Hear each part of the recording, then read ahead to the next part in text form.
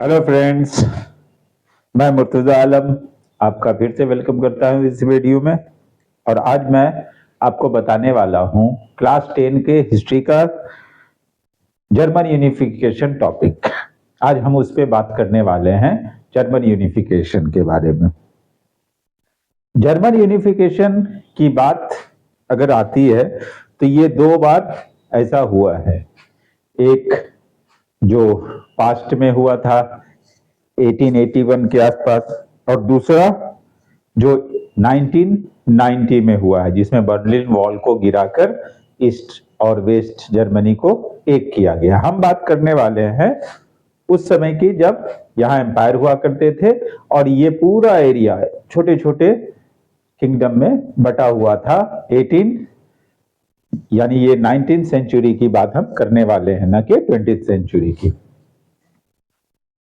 Unification of Germany, इस अगर देखा जाए तो जर्मनी के यूनिफिकेशन में पार्शियली अगर क्रेडिट जाएगा तो वो जाएगा नेपोलियन को, क्योंकि नेपोलियन ने जो फ्रांस का एम्परर था उसने यहाँ अटैक किया इन किंगडम्स पे।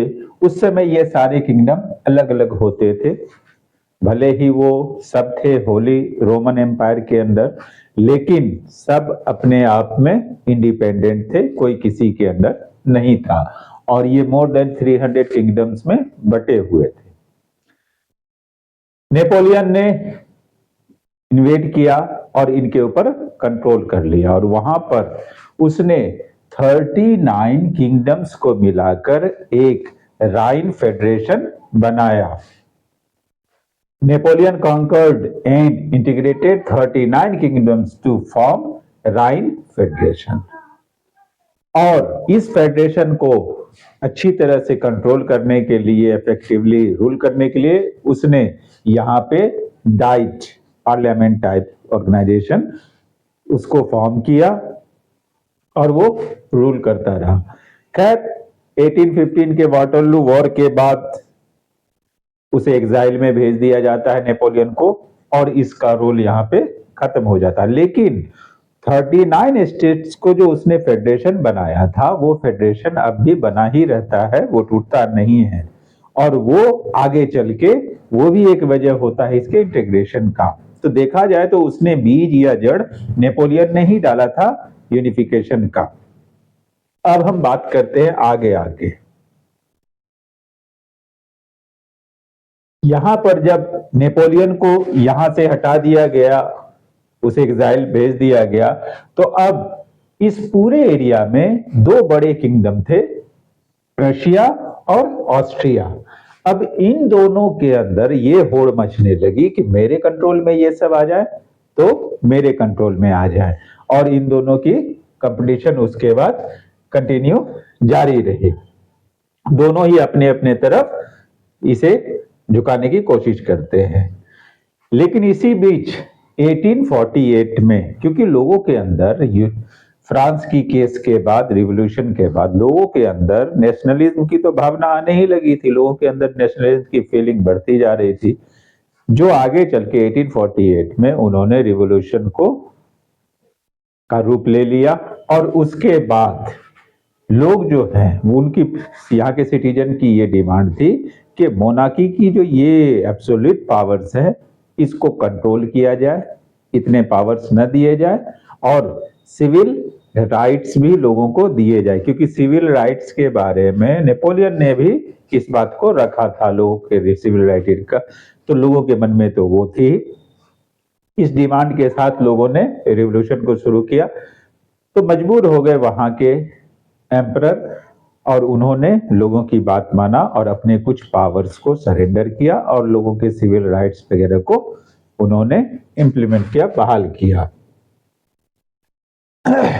और यहां पर इन्होंने एक तरह का डेमोक्रेटिक फॉर्मेट लोगों के बीच दिया। Revolutionary made Prussia to control the power of monarchy and give civil rights to citizens. They also worked for German integration, and from the parliament is Frankfurt, they decided to keep Austria aside from.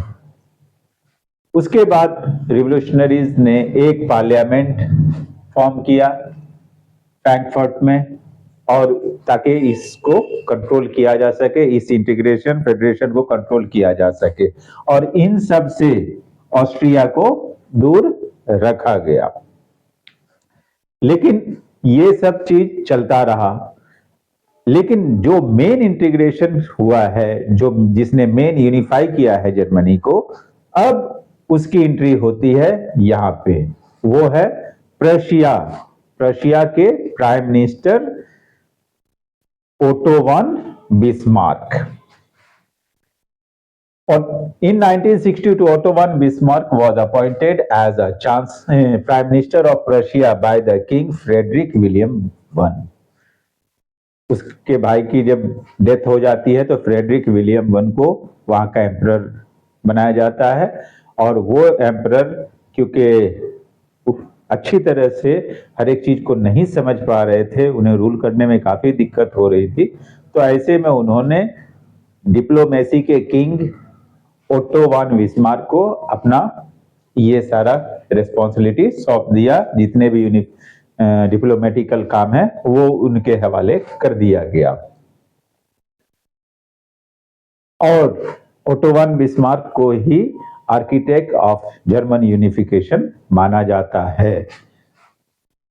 They wanted to unite German state in Prussian leadership, ताकि ये तो unite हो, लेकिन leadership कौन रखे? प्रशिया रखे। ये उनकी ऐसी सोच थी बिस्मार्क की। इधर ऑस्ट्रिया अलग सपने देख रहा है, लेकिन वो उसका भी उपाय कर लेता है। He adopted blood and iron policy. Bismarck ने जो पॉलिसी अपनाया, उस पॉलिसी को ब्लड एंड आयरन पॉलिसी के नाम से जानते हैं। हुआ ये इसी बीच डेनमार्क ने अटैक कर दिया। यहां पे दो किंगडम है, उन दोनों किंगडम के ऊपर, ये दो किंगडम थे हॉस्टेन और शेस्विक। इन दोनों पे जब इसने किया अटैक, तो ऐसे समय में, क्योंकि डेनमार्क तो पहले से ही इन सब के एनिमी के तौर पे जाना जाता था, तो सारे मतभेद को भूल के ये दोनों एक हो गए और इन्होंने इसे हराया। और उसके बाद वॉर के बाद फिर से इन दोनों के बीच अंडरस्टैंडिंग नहीं बन पाई, और फिर से ये दोनों, तो फिर बाद में जाकर इस पर एग्रीमेंट हुआ, ये समझौता हुआ कि ऐसा करते हैं, प्रशिया शेस्विक ले लेगा और होस्टेन ऑस्ट्रिया को दे दिया जाएगा।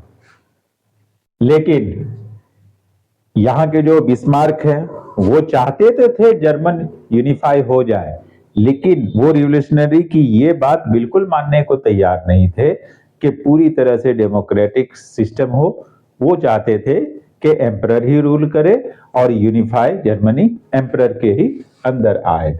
इसके लिए अब सवाल ये था, इन्होंने तो सारे तैयार कर लिए, लेकिन अब सवाल ये है कि ये सब पूरा ये दो टुकड़े में बट गया। बावरिया, ऑस्ट्रिया, ये सब साउदर्न फेडरेशन एक साथ थे और नॉर्दर्न फेडरेशन अलग थे। लेकिन ये है कि ऐसे काम तो बनेगा नहीं, अभी इनको कैसे यूनिफाई किया जाए? तो ये तभी हो सकता है जब घर पर कोई अटैक करेगा, तभी जाकर घर के सब मेंबर एक साथ एक हो पाएंगे। इस पॉलिसी का उसने यूज किया था, और इसमें उसने यूज किया फ्रांस को। उस वक्त फ्रांस में थे नेपोलियन द थर्ड, उनका रूल था। उसने फ्रांस को उकसा के अटैक करवाया। जैसे ही फ्रांस ने इस पे अटैक किया, तो यहां जितने भी जर्मन किंगडम्स थे वो सब सारे अपने मतभेद वगैरह को भूल के एक हो गए, और उसके बाद लड़ाई हुई है। लड़ाई में प्रशिया ने फ्रांस को हरा दिया है सबके साथ मिलकर, और उसके बाद जाके इस तरह से यूनिफिकेशन हुआ है। लेकिन उसके बाद भी इतनी आसानी से नहीं हुआ, उसमें भी काफी टाइम लगा है, और फाइनली 1881 में जाकर। आइए अब कुछ हम इसके इंपॉर्टेंट फैक्ट्स के बारे में थोड़ा सा और बात कर लेते हैं। इतना आसान भी नहीं था इस काम को करना। इस काम को करने के लिए प्रशिया के प्राइम मिनिस्टर बिस्मार्क को काफी मेहनत लगी थी। चलिए आप देखते हैं, एक एक करके इनके इंपॉर्टेंट फैक्ट्स को देख लेते हैं। Number 1, role of Bismarck, he used military and bureaucracy to help achieve his goal. उसने मिलिट्री का भी जहां जरूरत हुआ वहां मिलिट्री को यूज किया।